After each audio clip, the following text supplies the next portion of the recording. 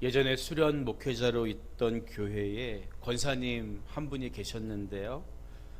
뭐 이렇게 질문하는 거를 굉장히 좋아하는 분이셨어요.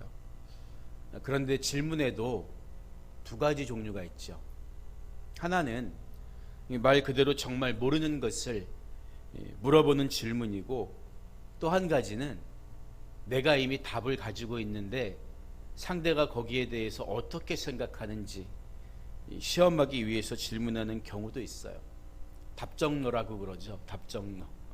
근데 안타깝게도 이 권사님은 후자의 경우였어요. 그래서 질문을 하고 당시 전도사였던 제 대답을 듣기보다는 그런데 이건 이렇지 않습니까 하면서 본인 이야기를 하기에 더 열중했죠. 이분이 가진 생각은 영은 무조건 선하고 육은 무조건 악하다든지, 복음은 의롭고 율법은 악하다, 이런 이분법적인 생각이었습니다. 그래서 항상 로마서 4장 15절 말씀, 율법은 진노를 이루게 하나니 율법이 없는 곳에는 범법도 없느니라, 이 말씀을 인용하면서 소위 율법 무용론을 주장하고 다녔어요. 여러분, 그런데 성경이 그런 이야기만 할까요? 그렇지 않습니다. 우리 그리스도인들의 가장 큰 실수 가운데 하나가 율법과 복음을 서로 상관이 없는 적대적인 것으로 이해하려는 경향이죠. 그런데 바울은 유대인들의 장점, 유대인들의 나음 가운데 하나가 하나님의 말씀, 곧 율법을 받은 사실이다, 이렇게 이야기하고 있다고요. 그래서 유대인들은 율법의 귀중함을 알았고 율법의 요구가 얼마나 중요한지도 깨달았습니다. 왜냐하면 거룩하신 하나님 앞에 우리가 어떤 옷을 입고, 세상 말로 하면 어떤 모임에도 드레스 코드가 있잖아요. 다 양복 입고 가야 하는 모임에 캐주얼하게 입고 가면 어울리지 않잖아요. 이 율법은 하나님 앞에 우리가 어떤 옷을 입고 서야 하는가를 보여주는 거예요. 따라서 유대인뿐만 아니라 우리도 하나님 앞에 어떻게 서야 할지를 율법을 통해서 깨닫고 부족한 만큼 은혜를 구할 수가 있는 거죠. 그래서 영국의 마틴 로이드 존스 목사님은 로마서 10장 4절의 말씀, 그리스도는 모든 믿는 자에게 의를 이루기 위하여 율법의 마침이 되시니라, 이 구절을 가리켜서 그리스도인들의 대헌장이다, 이런 말을 하기도 했던 거죠. 안타깝게도 많은 사람들이 사복음서인 마태, 마가, 누가, 요한 복음 외에 다른 복음서를 가지고 있어요. 그걸 뭐라 그럽니까? 내가 복음이라 그러죠. 그러니까 자기 마음대로 성경을 해석하고 이해하면서 그게 마치 하나님 말씀이라고 착각을 하는 거죠. 여러분, 그러나 하나님을 믿는 사람들은 하나님께서 인간을 창조하신 그 목적과 의도에 맞게 신앙생활을 해야 하고, 그래서 성경 말씀을 편식하지 말고 전체의 내용을 다 이해하려고, 배우려고 애를 써야 하는 것입니다. 여러분, 구원의 목적은 우리로 하여금 능히 하나님의 거룩한 말씀, 계명을 지키며 살아가도록 하는 데 있지, 율법 없이 이제는 네 멋대로 살아라, 이런 데 있는 게 아니라는 거예요. 우리는 여전히 행위로 구원받으려는 율법주의자가 되면 안 되지만, 반대로 이제는 내가 은혜 아래에 있으니까 율법이 필요 없다고 외치는 율법 폐기론자가 되어서도 안 되는 것입니다. 그런데도 사람들은 흔히 예수님 하면 무조건 용서하시고 사랑만 베푸시고 율법을 무시했을 거라고 지레 자기 마음대로 생각하는 경향이 있죠. 그런데 오늘 본문 말씀을 보면 예수님 뭐라고 말씀하십니까? 17절과 18절을 보면, 내가 율법이나 선지자를 폐하러 온 줄로 생각하지 말라. 폐하러 온 것이 아니요 완전하게 하려 함이라. 진실로 너희에게 이르노니 천지가 없어지기 전에는 율법의 1.1획도 결코 없어지지 아니하고 다 이루리라, 이렇게 말씀하십니다. 우리 한글과 달리 이 헬라어에는 이오타라고 하는 이 표기점이 있어요. 그 표기점을 가지고 발음도 달라지고 의미도 달라지는데 일반적인 문장에서는 그 표기를 잘 하지 않고 읽는 경우도 있어요. 예수님 바로 이 점 하나를 가리켜서 절대 그거 하나 또 없어지지 않는다, 이렇게 말씀하신 거예요. 여러분, 율법으로 죄를 깨달아 믿음으로 의롭다 하심을 받는 게 복음의 핵심이에요. 바울도 강조하는 게 뭐예요? 율법이 없었으면 내가 은혜가 필요한 죄인이라는 사실조차 몰랐을 거라고 말하지 않습니까? 이게 율법의 선한 기능이에요. 성경에 기록된 그 율법이 그런데 주님이 다시 오시기 전까지, 천지가 없어지는 날이 언제입니까? 주님이 다시 오는 그날이잖아요. 그런데 그날까지 기록된 대로 하나도 빠짐없이 다 이루어진다는 거예요. 그 강령이 변하지 않는 것으로 끝나는 게 아니라 그 기록된 말씀이 하나도 빠짐없이 다 이루어지고 그 후에야 주님이 이 땅에 오신다는 거죠. 이처럼 우리가 은혜로, 믿음으로 하나님의 자녀가 된 이후에도 복음과 율법은 서로 배제하지 않는다, 이 사실을 우리가 반드시 기억해야 하는 것입니다. 여러분, 그렇다면 예수님께서 율법을 없애러 온 게 아니라 완전하게 하러 오셨다고 말씀했는데 이 말씀이 무엇을 의미할까요? 무엇이 율법을 완전하게 하신 걸까요? 이 말의 1차적인 의미는 역사상 어느 누구도, 인간은 율법을 완전하게 지킨 사람이 없었지만 예수님만큼은 율법이 요구하는 바를 다 완전히 이루셨다. 내가 그 율법을 완전히 완성했다, 이런 의미로 이해할 수가 있습니다. 이 사실에 대해서 로마서 8장 3절 이하의 말씀은 율법이 육신으로 말미암아 연약하여 할 수 없는 그것을 하나님은 하시나니 곧 죄로 말미암아 자기 아들을 죄 있는 육신의 모양으로 보내어 육신의 죄를 정하사 육신을 따르지 않고 그 영을 따라 행하는 우리에게 율법의 요구가 이루어지게 하려 하심이니라, 이렇게 설명하고 있는 거예요. 예수님은 율법의 요구대로 하나님의 완전한 제물이 되어서 십자가에서 죽으심으로 모든 율법을 지키셨을 뿐만 아니라 완성하신 것입니다. 뿐만 아니라 예수님은 자신을 믿는 모든 사람들에게 율법의 요구를 이미 다 이루신 자기의 의를 전가시켜 주시죠. 확장시켜 주셨어요. 그래서 그 믿음 안에 있는 우리들도 의롭다 하심을 얻게 만들어 주신 거예요. 이것이 예수님께서 율법을 완전하게 하셨다는 또 하나의 의미가 되는 것입니다. 이 사실에 대해 로마서 3장 23절 이하를 보면 모든 사람이 죄를 범하였음에 하나님의 영광에 이르지 못하더니 그리스도 예수 안에 있는 속량으로 말미암아 하나님의 은혜로 값없이 의롭다 하심을 얻은 자 되었느니라, 이렇게 이야기하고 있는 것입니다. 여러분, 그런데 우리가 여기서 짚고 넘어가야 하는 중요한 사실이 한 가지가 있습니다. 이게 뭐냐 하면, 이렇게 신학적으로 믿음이 뭐지? 어떻게 의롭다 하심을 얻게 되는 거지? 의가 무엇이지? 이렇게 잘 정리된 내용은 예수님이 십자가 고난을 겪으시고 부활 승천하신 후에 교회가 세워지고 사도들이 예수를 증거하면서 한참 지난 후에 정립된 사실이라는 거예요. 따라서 오늘 본문의 내용처럼 예수님이 공생의 기간 중에 하신 말씀을 제자들이 당장 그 자리에서 이해할 수 있었을까요? 이해 못했을 거예요. 그러니까 우리가 성경을 읽을 때 주의해야 하는 것이 예수님이 공생의 기간 동안 하신 말씀 중에 부활 이전에 하신 말씀을 제자들은 다 받아들일 능력이 안 되었다는 점이죠. 그들은 3년 동안 별로 달라지지 않았어요. 나중에 예수님이 성령과 사역을 교대하시고 성령으로 충만해진 이후에 예수님 말씀처럼 모든 것을 가르쳐 주시고 생각나게 하시니까 그때야 알게 된 거죠. 그렇기 때문에 우리는 오늘 예수님 말씀이 당장 제자들에게 적용되는 것이 아니라 훗날 성령의 인도하심 속에 주님의 뒤를 따르게 될 제자들을 염두에 두고 그때 가면 내가 한 이 말이 어떤 의미인지 너희가 알 것이야, 이걸 염두에 두고 이해하면서 본문을 읽어가야 하는 거예요. 제자들도 이때는 다 깨닫지 못했지만 나중에 성령을 받고 난 후에는 예수님이 율법을 내가 폐하러 온 것이 아니라 완전하게 하러 왔다, 이 말씀의 진정한 의미를 깨달았을 것입니다. 예수님은 본문 19절에서 다시 한번 그러므로 누구든지 이 계명 중에 지극히 작은 것 하나라도 버리고 또 그같이 사람을 가르치는 자는 천국에서 지극히 작다 일컬음을 받을 것이요 누구든지 이를 행하며 가르치는 자는 천국에서 크다 일컬음을 받으리라. 이렇게 말씀하시죠. 왜 이 말씀을 하셨냐 하면 당시엔 전통에 따라서 덜 중요한 율법 그리고 더 중요한 율법을 나누어서 지키는 사람들도 있었기 때문이에요.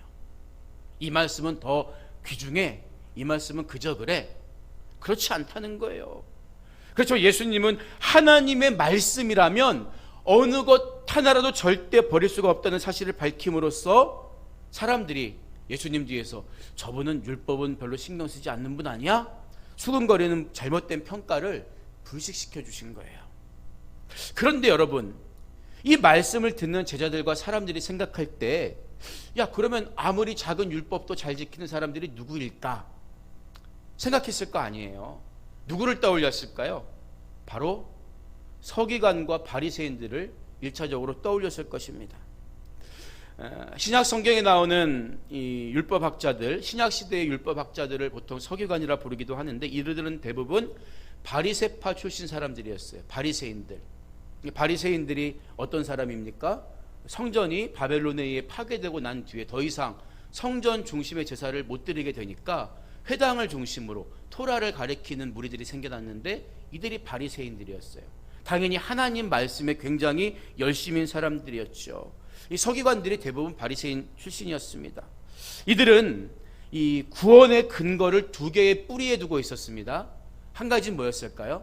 우리는 아브라함의 자손이라는 혈통적 뿌리에 두고 있었어요. 또 한 가지는 율법을 잘 지킨다는 행위의 뿌리였습니다.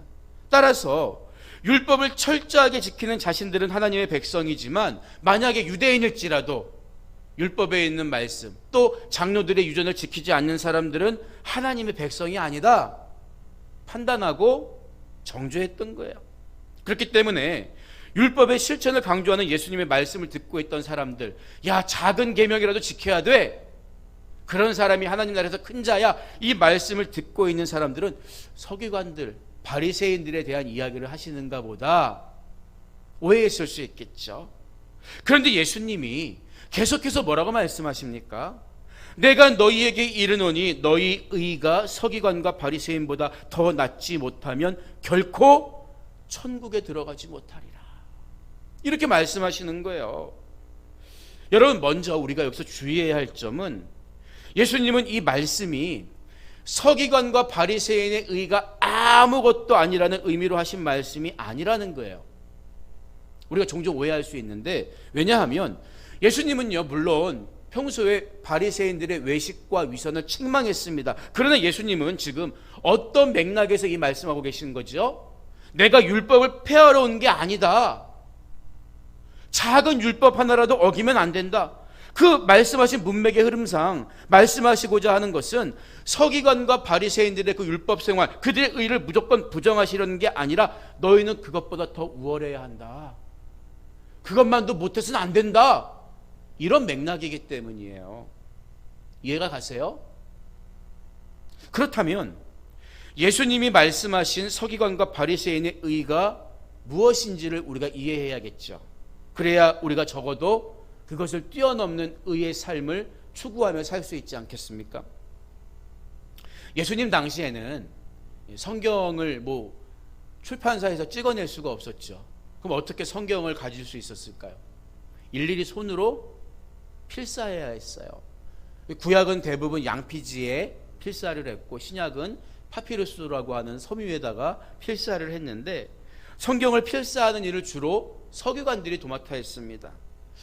그들은 근데 성경을 필사하다가 틀리게 되면 마태복음을 쭉 쓰다가 마태복음이 아니라 구약에 이제 이사야를 쭉 쓰다가 틀리면 어떻게 될까요? 처음부터 다시 썼어요. 무슨 수정액을 쓴다든지 쭉쭉 긋고 쓰는 게 아니라. 그리고 중간에 하나님이란 단어가 나오면 목욕을 하고 새로운 필기도구를 가져다 썼습니다. 하나님이란 단어가 몇 번 나와도. 그 정도로 이들은 아주 철저했어요. 열심히였습니다. 흉내내기 어려운 정성이죠.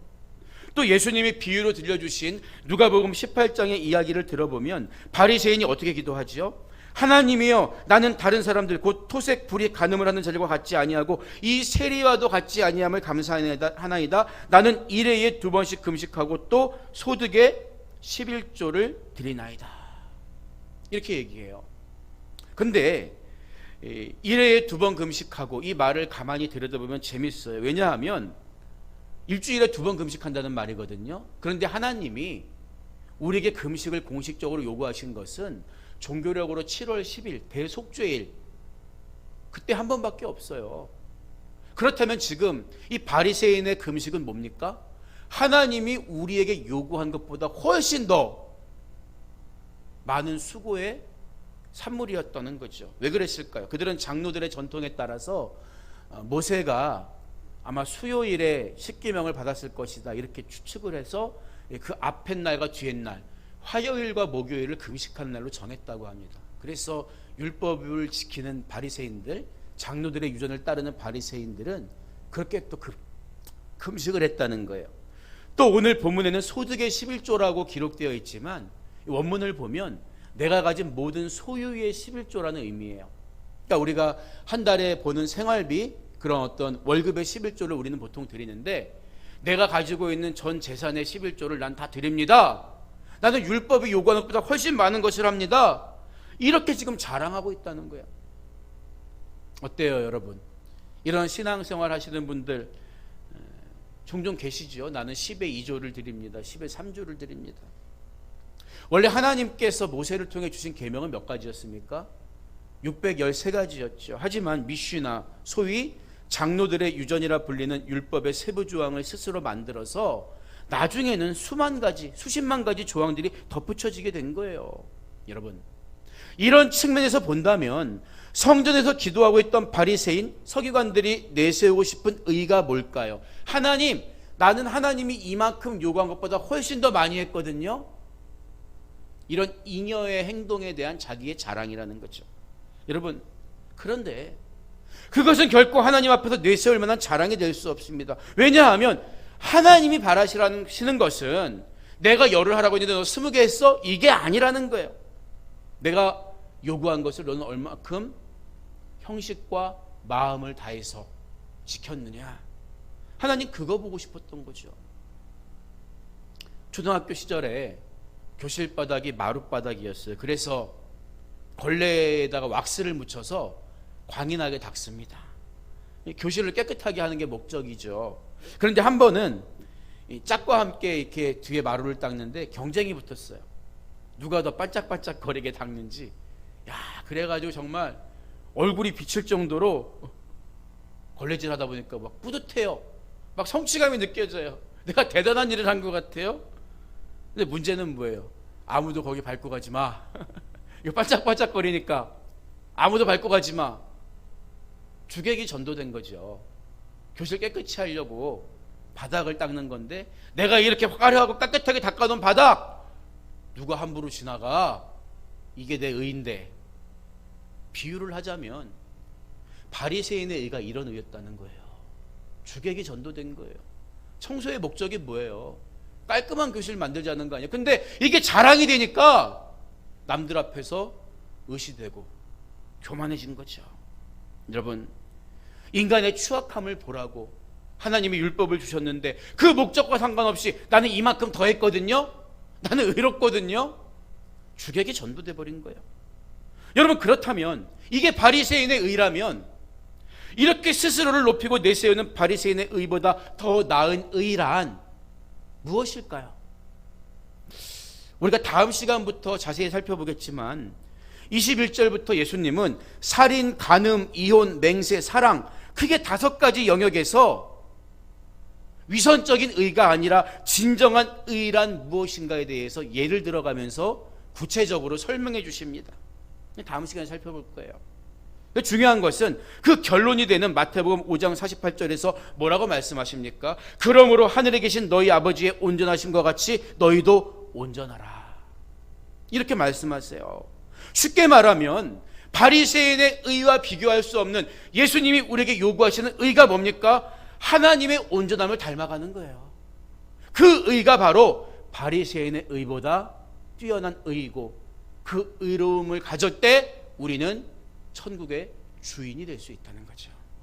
여러분, 말씀드린 것처럼 바리새인들은 외형적으로는 율법을 잘 지키는 것처럼 보였지만 그들의 구원의 두 가지 뿌리가 뭐였다 그랬어요? 한 가지는 아브라함의 자손이라는 혈통의 뿌리, 또 한 가지는 남들보다 더 경건하게 사는 행위의 뿌리였다는 거였어요. 그런데 이 두 가지가 하나님 앞에서 아무 소용이 없습니다. 왜냐하면 하나님은 돌들 가지고도 아브라함의 자손을 만들 수 있기 때문이에요.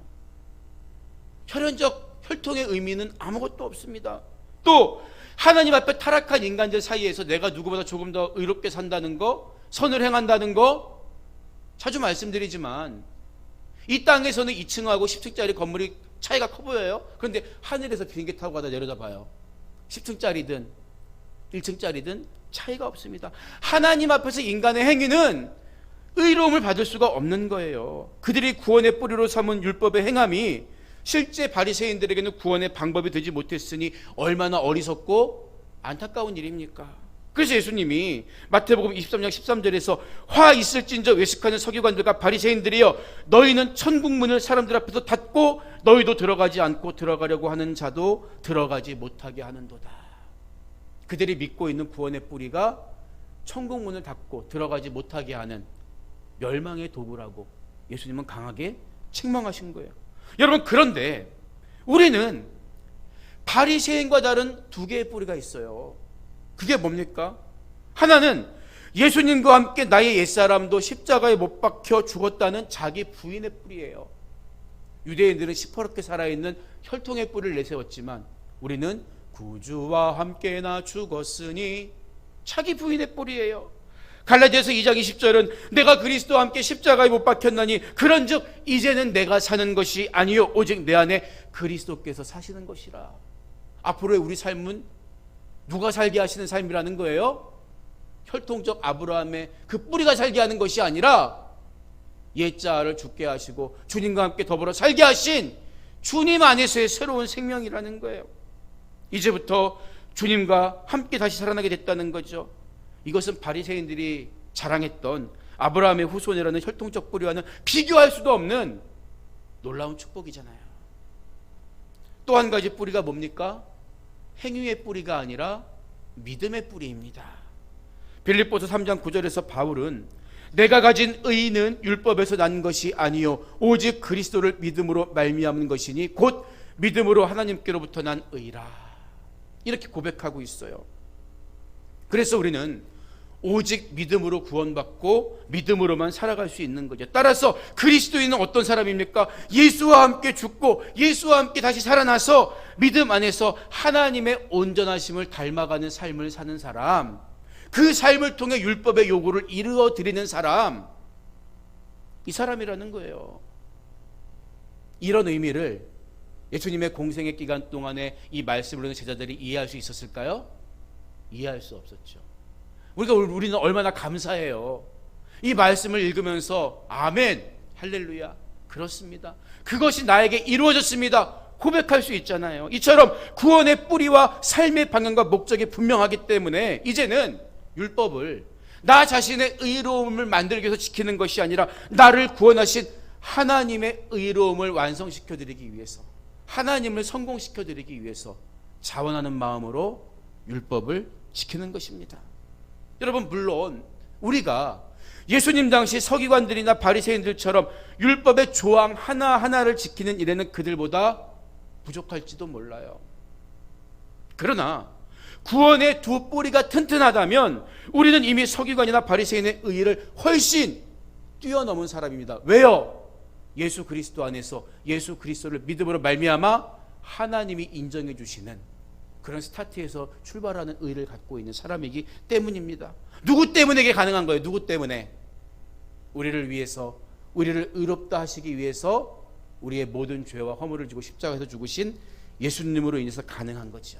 그래서 예수님은 요한복음 15장 5절에서 나는 포도나무요 너희는 가지라, 그가 내 안에 내가 그 안에 거하면 사람이 열매를 많이 맺나니 나를 떠나서는 너희가 아무것도 할 수 없습니다, 이렇게 말씀하신 거예요.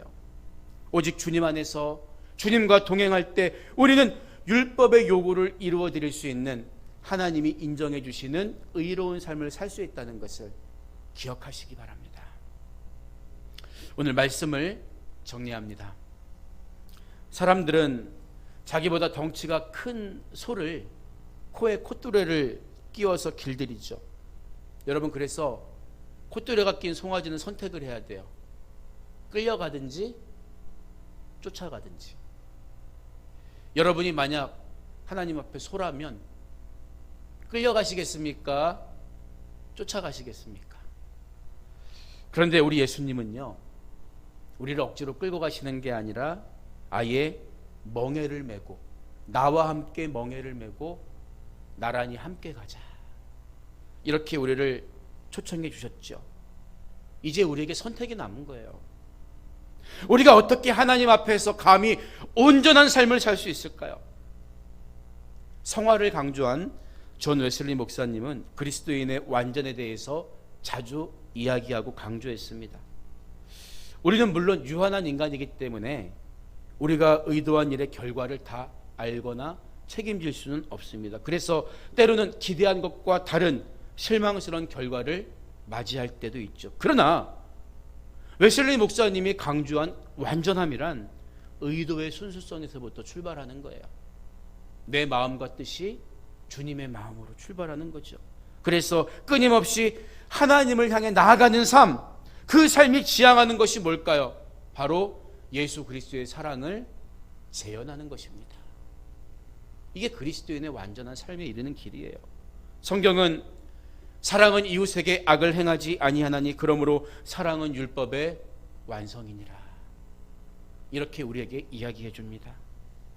우리 자신을 돌아보면 여전히 너무 부끄럽고 부족할 때가 많죠. 그러나 우리는 선택할 수 있습니다. 무엇을?